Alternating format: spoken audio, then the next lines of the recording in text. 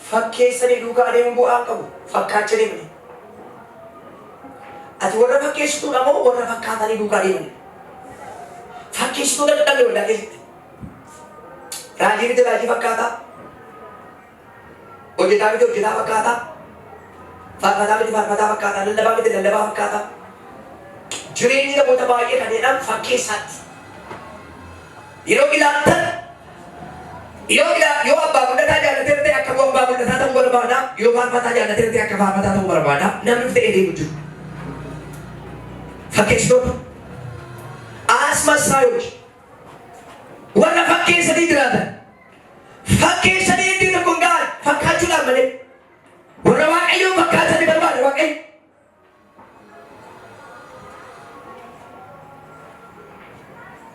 Kana ilaalaa. Kun isa Yesuusitti fannifame moo isa fakkiisaati? Kana irratti fannifame Yesuus. Kun maal? Isa fakkaata jedhamee istimeeshinii kan taa'e malee isa Yesuusitti fannifame. Namni baay'ee dhakkaataa kana. Fakkeessu duwwaa. Ilaala. Fakkeessu duwwaa. Jireenyi namootaa fayyuu dadhabee yookaan immoo jireenyi jijjiiramuu dadhabee warra akka Museemi yaadannoodhaaf deemu. Amma yeroo laattan yaadannoodha. Yaadannoodha guyyaa namaa kun maal? Guyyaa yaadannooti. Guyyaa Yesuus Kiristoos bara 2018 achi fannifame yaadannoo gooftaa keenyaa jetti waldaan. Waldaan illee guyyaa yaadannoo keenyaati. Amma waan tokko isinitti hima. Galaatiyaa boqonnaa 3 lakkoofsa 1 qabdanii gaafa ilaaltanii Galaatiyaa keessatti Phaawulos gaaffii tokko gaafata. Gaaffii Phaawulos gaafatu yaa warra Galaatiyaa wallaalota nana. Yaa warra Galaatiyaa wallaalota nana. Yesuus Kiristoos inni fannifame sun isin keessatti akka caafame akka jiru otuu beektanii har'a garuu akka isin irraanfattan eenyutu qoricha isinitti godhe? Eenyutu qoricha isinitti godhe? Eenyutu qoricha isinitti godhe? Fakkeessudha jireenya isaanii gaafatan. Teessitoota asmasaayootidha. Eenyutu qoricha isinitti godhe? Hafuuraan jalqabdanii fooniin xumuruun kun maal barbaachise? Maal bakka godhe? Eenyutu qoricha isinitti godhe? Amani pasal yeroo ilaaltanii በውስጣችሁ የተሳለውን ስለት ወይ ደግሞ እንደ ፎቶ በውስጣችሁ እንደተሳለ yookaan akka isin keessatti bocametti jedha amani pasal yeroo ilaaltan Galaatiyaa kana keessatti. Amani pasal yeroo ilaaltan akka isin keessatti bocametti akka hubattan hin beekne ture har'a garuu eenyutu isin keessaa baase? Galaatiyaa kana inni dubbatu Yesuus Kiristoos ija isaanii irratti fannifame arganiiru. Yesuus warra yaadannoodhaan duukaa bu'anii hin argamu. Warra yaadaan duukaa bu'an garuu hin argamu. Warri yaadaaf warri yaadannoo gargar. Warri yaadannoo har'ayyuu koomaan. Warri yaadannoo nyaachuu irratti, dhuguu irratti, uffachuu irratti, godhachuu irratti malee ammayyuu keessa isaanii keessa hin jiru. Yaadannoo fi yaadaan duukaa bu'uun gargar. Isin warra yaadannoo moo yaadaa ture? Yaadaa. Isin warra yaadannoo moo warra yaadaa? Namni gaafa fuula isaa keessa argu, fuula isaa gaafa argu, ammoo obboleettiin ishee gaafa akkasiidha. Otuu isheen maalirra yaa? Waggoottii bade basaa'uun. Nuyi warra yaadannoodhaaf guyyaa kana waaqessu yoo ta'e minim waaqa hin jiru. Yaadannoodhaaf guyyaan kun guyyaa sibiilatti jennee soomaaf sagada oolnataan nan bu'aa. Hin yaaddaa garuu madaanni sii madaa. Hin yaaddaa garuu rakkoonni sii baate. Jira si keessa ammayyuu yoo inni si keessa jiraate uffata isaa qobsita, beela isaa qobsita, rakkina isaa qobsita, kiisii qullaa isaa qobsita. Isa keessa jirta waan ta'eef sitti dhaga'amu ni lafa. Inni si keessa jira taanaa waan biraa ilaaltu. Isa si keessa jiru duwwaa ilaaltu.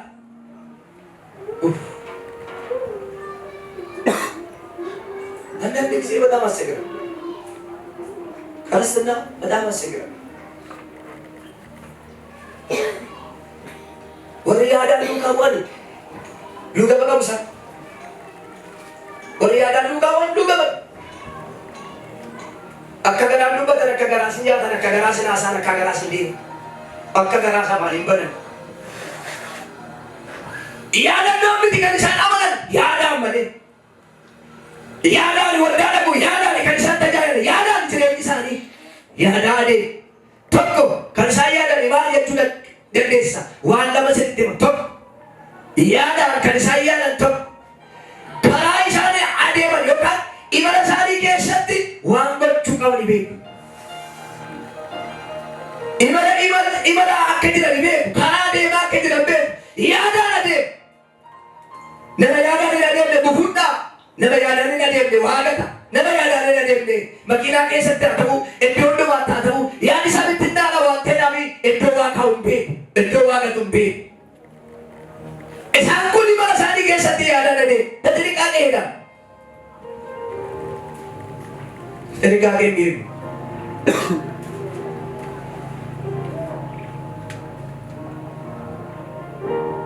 Yaadaan adeemu. Nama yaadaan adeemu gufuun hin ta'u. Nama yaadi isaa sokkee malee. Haadha koo qoriisa koo hubadhu guyyaa har'aa kana keessatti yeroo ilaaltu warra yaadannoodhaan waaqessan duukaa tokko taanaan baddeetta. Guyyaa har'aa guyyaa fallooti yaadannoodha namni hundumtuu waldaatti namma akkasitti deemtaa ati baddeetta. Yaadannoodhaan namni faarfata isaaf imaarratta baddeetta. Yaadannoo gaarii akka taanaan garuu madaansaa sana jira waan ta'eef. Madicha keessa ilaalta. Isa keessaa jireenya akka akkame beekta. Imalli keessa akka ta'e beekta. Beekti keessa akka ta'e beekta waan ta'e waan tokko hin jiraatu. Lama. Warri yaadaan kun maaliin kan isaan beekan? Lama. Kamitti akka isaan yaadaan deeman isinitti himan? Lama. Lafa dhaqan beeku. Lafa dhaqan beeku. Lafa dhaqan beeku. Lafa dhaqu namni hin beekne dubbachuutti suuf hin qusatu, haasawutti suuf hin qusatu, nyaattuutti suuf hin qusatu. Waan garaa kee boonu si fayyadaan akka sibiin kun beektu taanaani har'a akkuma argattetti liqimsita taanaani inni liqimsite ibsuun biita. Beekaadhaa amma fakkeenyaaf namoonni baay'een fannoo irratti qabu malee hiika fannoo sana kan beekamu. Namoonni baay'een immoo hanqeenya immoo wangeela qabu malee wangeelichi harka isaanirra jiru waan akka deemu.